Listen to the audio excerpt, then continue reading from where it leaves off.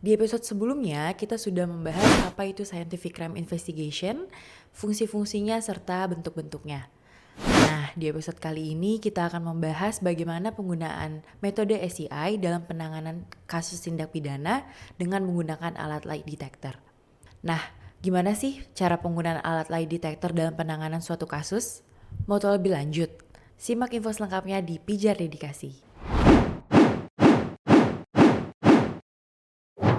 Lie detector adalah alat pendeteksi kebohongan yang penemuannya tidak jauh dari penemuan poligraf pada tahun 1921 di Berkeley, California. Penemuan mesin ini pertama kali ditemukan oleh polisi dan fisiologis di Berkeley bernama John Larson. Cara kerja lie detector pada awal penemuannya didasarkan pada tekanan darah sistolik yang dikembangkan oleh psikolog Harvard bernama William Marston yang kemudian dikenal dengan poligraf. Marston meyakini bahwa perubahan tekanan darah dapat menunjukkan apakah seseorang sedang berbohong atau tidak. Sementara dalam poligraf modern tidak hanya tekanan darah yang diukur, tetapi perubahan fisik seperti denyut nadi dan pernapasan pun juga diukur. Setelah ditemukan pada tahun 1921, lie detector atau poligraf ini pertama kali bersentuhan dengan hukum pada tahun 1923, yaitu ketika Marston berusaha agar hasil tes poligraf itu bisa digunakan dalam pembuktian suatu kasus, yaitu kasus United States versus Fry pada tahun 1923. Namun pengadilan pun menolak alat bukti tersebut. Mahkamah Agung menilai bahwa penggunaan alat bukti poligraf itu hanya bisa diterima sebagai ketentuan umum oleh komunitas ilmiah. 90 tahun setelah penemuannya, alat poligraf ini pun masih belum bisa diterima di komunitas ilmiah, politik, ataupun hukum. Hingga pada akhir abad ke-20, poligraf banyak mengalami perubahan termasuk dalam mengandalkan thermal suhu kulit, pengukuran aktivitas gelombang otak, hingga akhirnya mulai dipertimbangkan untuk menjadi alat bukti di pengadilan. Jadi, seberapa akurat sih penggunaan poligraf dalam mendeteksi kebohongan?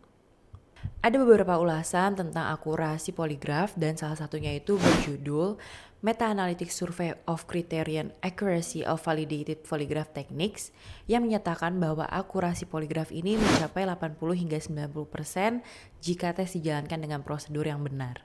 Ini berarti penggunaan poligraf tidak selalu tepat, tetapi lebih baik daripada kemampuan rata-rata orang dalam menentukan kebohongan di mana rata-ratanya itu hanya sebesar 55%. Contoh penggunaan poligraf ini juga sudah mulai diterapkan pada tahun 2014 di Inggris.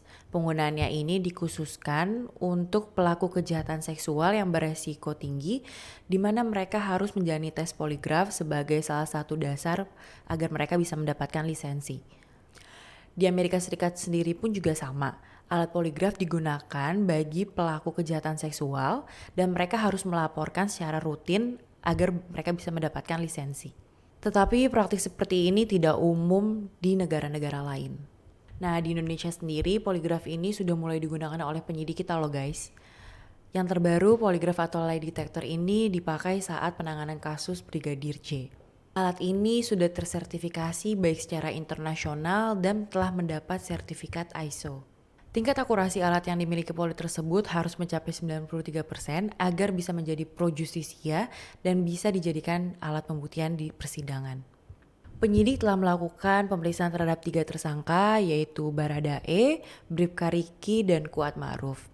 Menurut Puslapor Polri, hasil dari penggunaan alat poligraf tersebut menyatakan bahwa keterangan dari ketiga tersangka tersebut adalah jujur atau no deception indicated.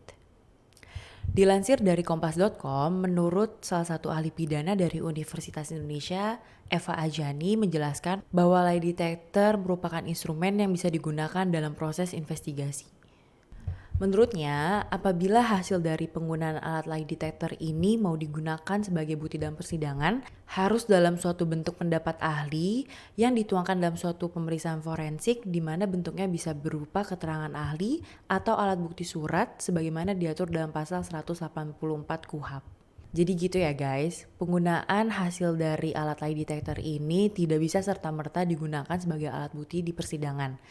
Tetapi harus juga disertakan dengan keterangan ahli ataupun pendapat ahli. Meskipun poligraf juga dikenal sebagai lie detector, poligraf tidak benar-benar bisa mendeteksi suatu kebohongan.